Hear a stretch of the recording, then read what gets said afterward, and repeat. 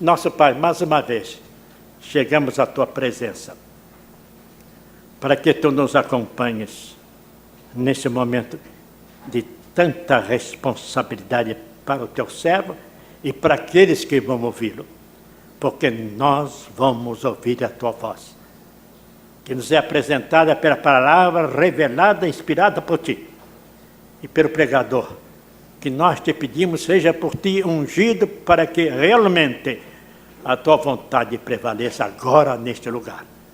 Em nome de Jesus. Amém. Vamos então tomar o texto que servirá de base à nossa reflexão, que é no Evangelho de Mateus, no capítulo de número 26, a começar do versículo 36. Vamos ler o texto alternadamente, responsivamente.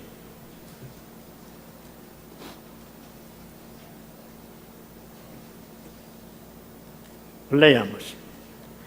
Em seguida, foi Jesus com eles a um lugar chamado Getsemane e disse aos seus discípulos: assentai-vos aqui, enquanto eu vou ali orar.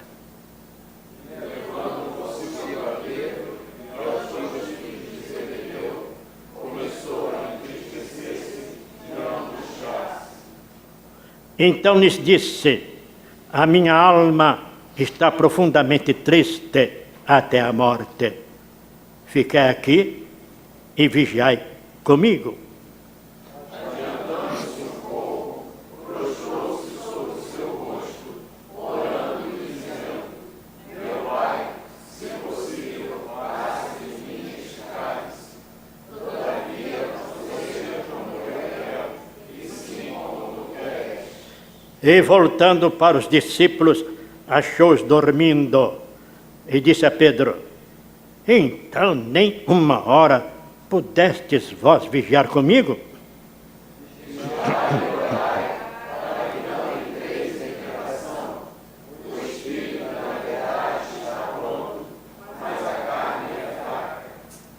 Tornando a retirar-se, orou de novo dizendo: meu Pai, se não é possível passar de mim este cálice sem que eu beba, faça-se a tua vontade.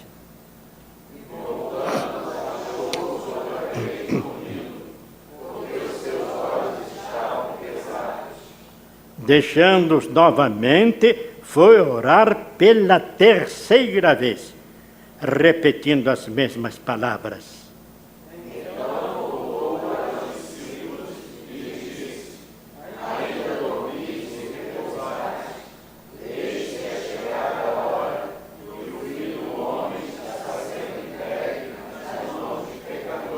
Levantai-vos, vamos, eis que o traidor se aproxima. Jesus 3 vezes aqui fez esse pedido ao Pai. E nós vamos destacar o que registra o texto no versículo 42. Tornando a retirar-se, orou de novo, dizendo: meu Pai, se não é possível passar de mim este cálice sem que eu o beba, faça-se a tua vontade. Pai, disse ele antes, passa de mim este cálice. Pai, passa de mim este cálice. Que cálice teria Jesus Cristo de beber que lhe trouxe tal pavor? Que cálice foi esse que, num misto de angústia e dor, tomou Nosso Senhor? Que cálice estaria assim previsto que causava ao bom mestre tanto horror? Que cálice foi esse, jamais visto, que lhe levou à boca tal travor? Que cálice foi esse tão atroz, que lhe embargou a sua doce voz e fez com que Jesus tanto sofresse? que cálice temeu, que o fez orar, pedindo ao Pai de amor para o afastar. Insistimos, que cálice foi esse? Que cálice foi esse? Que cálice foi esse? Se seguindo o ensino bíblico, o ensino geral da Bíblia, nós podemos obter a resposta. Que cálice foi esse? Nos significados que nós tiramos dos ensinos bíblicos, podemos dizer que o cálice que Jesus bebeu, primeiramente, foi o cálice com mais convicção, o cálice da maldição. Que cálice foi esse? Foi o cálice da maldição. Jesus iria receber sobre si toda a maldição imposta pelo Criador ao homem depois que ele pecou, depois da sua queda.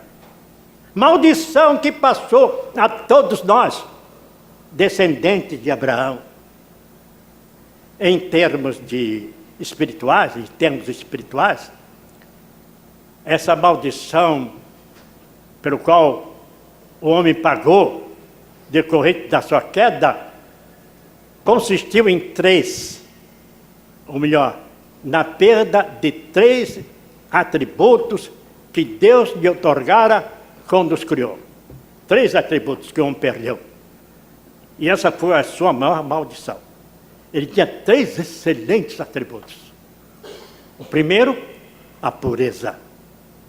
O segundo, a imortalidade.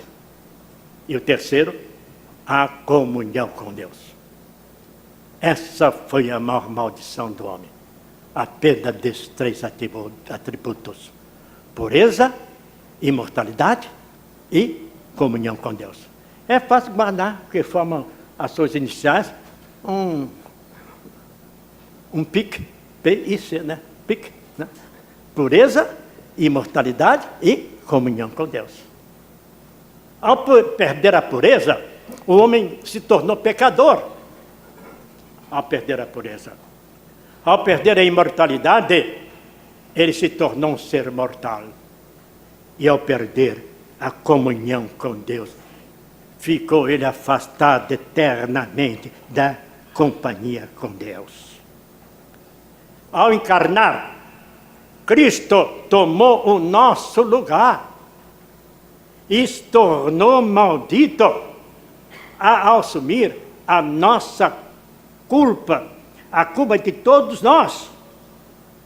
Vamos ver o texto em que a maldição veio sobre o homem, que se encontra em Gênesis, capítulo 13, versículos 17 e 19, que passou para Jesus Cristo,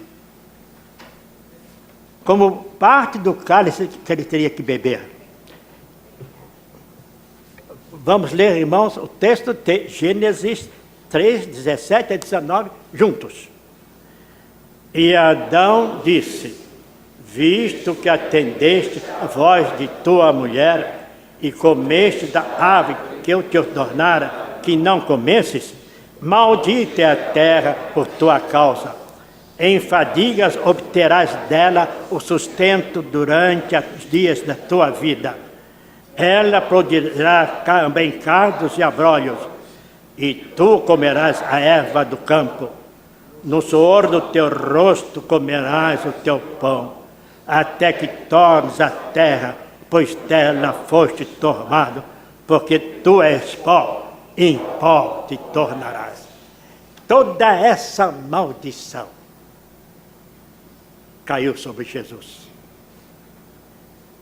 E foi parte do travor, do amargo, do cálice que ele bebeu.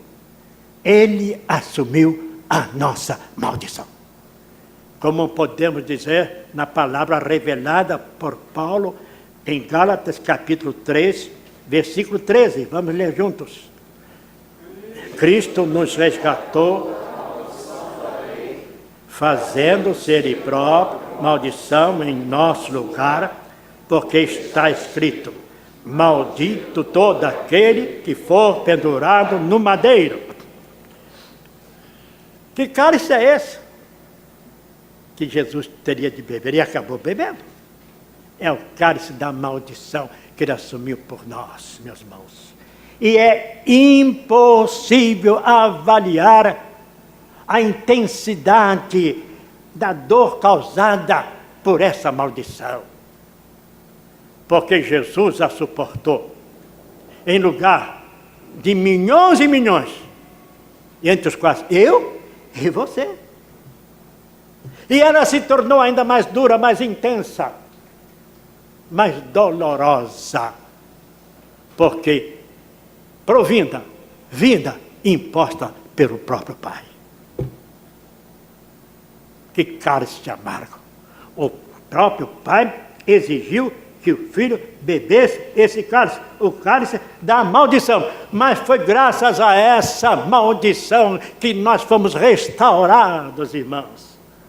A comunhão com Deus e o acesso à vida eterna. E é assim que eu agradeço a Deus.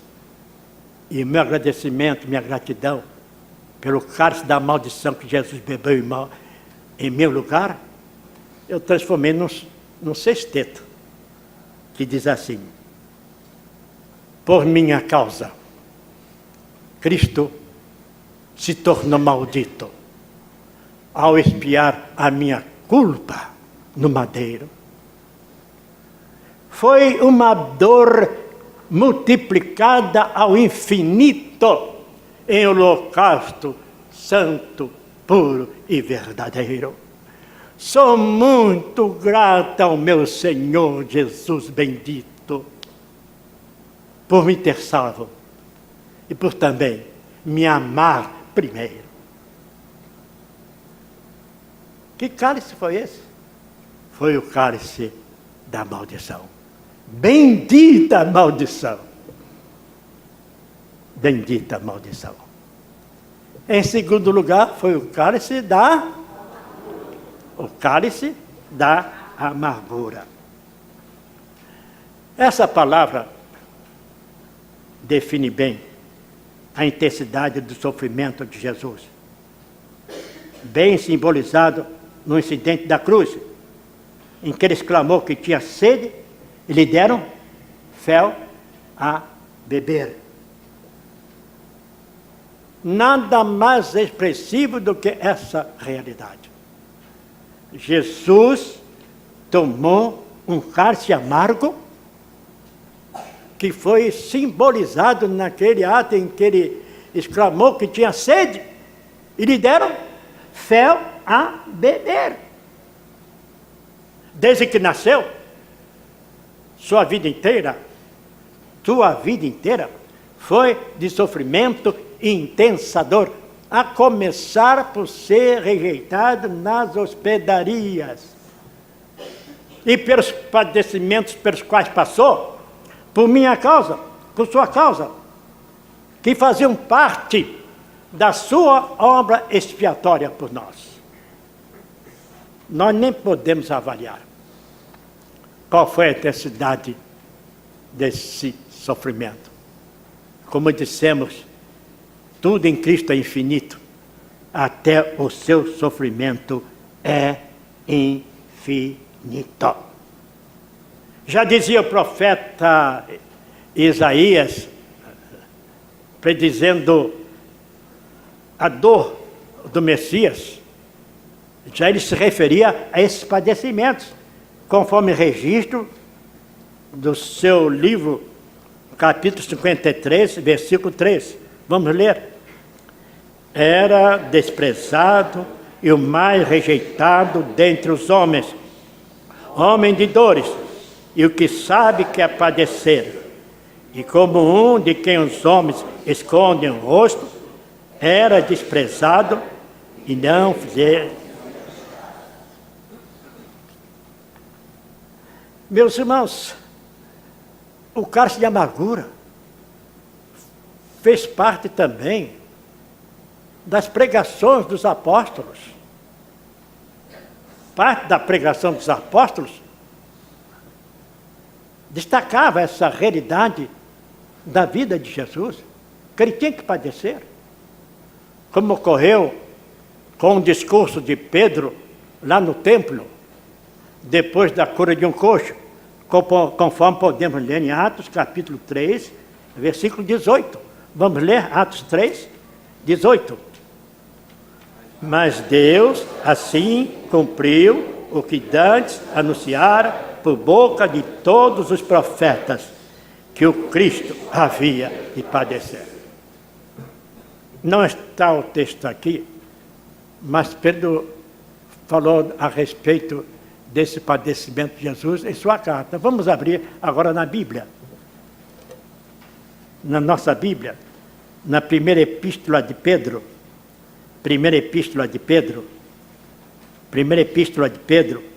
capítulo 2, versículos de 21 a 24, ele já com a experiência que passaram, tendo estado na presença de Jesus e tendo sido testemunha de tudo porque ele passou, Pedro diz isso na sua primeira carta, capítulo 2, versículos de 21 a 24, que nós vamos ler juntos, irmãos. Vamos ler? Porquanto para isso mesmo fostes chamados, pois que também Cristo sofreu em vosso lugar, deixando-os exemplo em seguir os seus passos, o qual não cometeu pecado, nem dolo algum se achou em sua boca, pois ele, quando ultrajado, não revidava com traje, quando maltratado, não fazia ameaças, mas entregava-se àquele que julga retamente, carregando ele mesmo em seu corpo sobre o madeiro os nossos pecados, para que nós, mortos para os pecados, vivamos para a justiça, por suas chagas fostes sarados. Jesus submeteu-se a tamanha maldição e a tamanho sofrimento por nossa causa e por amor a nós. Bendita maldição, bendita amargura. Que cálice foi esse? Que colifa é esse? Tamanha humilhação sofreu Jesus quando foi condenado injustamente e quando foi cravado sobre a cruz, sofrendo dor e angústia horrivelmente. Ficou sozinho aquele que era luz, abandonado até da sua gente, e jorrou do seu corpo sangue a luz, quando morreu por nós vicariamente. Mas a maior humilhação sofrida foi submeter inteiramente a vida aos poderes do mal que nos consomem. Mas ainda foi ter de vir ao mundo, sofrer a culpa do pecado imundo e, sendo o próprio Deus, tornar-se homem. Que sofrimento, que amargura. Bendita amargura, bendito sofrimento. Que cálice foi esse? Dentro do ensino bíblico e no seu significado, podemos dizer que esse cálice, primeiramente, foi o cálice da maldição. Em segundo lugar, o cálice da amargura. E por fim, o cálice da redenção. Este foi o sentido que Jesus conferiu ao cálice que ele usou e separou para a celebração da ceia. Vejamos o texto. Em Mateus 26, versículos 27 e 28. Vamos ler. A seguir, tomou um cálice e, tendo dado graça, o deu aos discípulos, dizendo: bebei dele todos, porque isto é o meu sangue, o sangue da nova aliança, derramado em favor de muitos, para remissão dos pecados. Ele já antecipadamente tinha dito Esse era o cálice da remissão, o cálice da redenção de nossos pecados. Desde que nasceu até subir ao céu, toda a vida e obra de Jesus visava a redenção do pecador. O que lhe custou beber o cálice amargo dado pelo Pai? Se Jesus não beber esse cálice, a maldição estaria sobre nós ainda. Então, ficaremos perdidos eternamente. Hoje, esse cálice está vazio. Jesus o tomou, o sorveu até o fim, minhas irmãs, hoje. E no simbolismo da ceia, de que vamos participar daqui a pouco, e nos demais simbolismos da Bíblia, nós tomamos o cálice da gratidão, não o cálice da amargura, nem de maldição. Agora é o cálice da gratidão, recordando o cálice amargo que ele bebeu por nós. E entre os muitos textos que nós podemos separar, nós colocamos 2 diante de nós, que nós vamos ler agora. Efésios, capítulo 1, versículos 5 a 7, e 1 Timóteo 2, versículos 5 e 6, vamos ler de modo contínuo. Leamos. Nos predestinou para Ele, para a adoção de filhos, por meio de Jesus Cristo, segundo o beneplácito de sua vontade, para o louvor da sua glória, sua graça, que Ele nos concedeu gratuitamente no seu amado, no qual temos a redenção, pelo seu sangue, a remissão dos pecados, segundo a riqueza da sua graça. Porquanto há um só Deus e um só mediador entre Deus e os homens, Cristo Jesus, homem, o qual a si mesmo se deu em resgate por todos. Que cálice foi esse? Que cálice foi esse? Pelo qual Jesus temeu e por fim bebeu. Foi o cálice da maldição, o cálice da amargura, mas foi também o cálice da redenção. Bendita maldição, bendita amargura, bendita redenção. Louvado seja o nome de nosso Senhor Jesus Cristo. Mas não vamos terminar, porque os irmãos devem notar que eu tenho muita admiração pelas poesias do nosso pastor emérito. Devem saber, né? Tenho muita admiração, mas algumas me tocam mais. Essa que vamos ler, que vai resumir tudo que nós dissemos, é uma das minhas preferidas. Eu acho que o nosso pastor estava inspirado nessa hora, quando ele fez esta poesia, baseada justamente nesse texto, que nós vamos ler agora para aos irmãos, como término dessa nossa palavra de edificação. O cálice da agonia.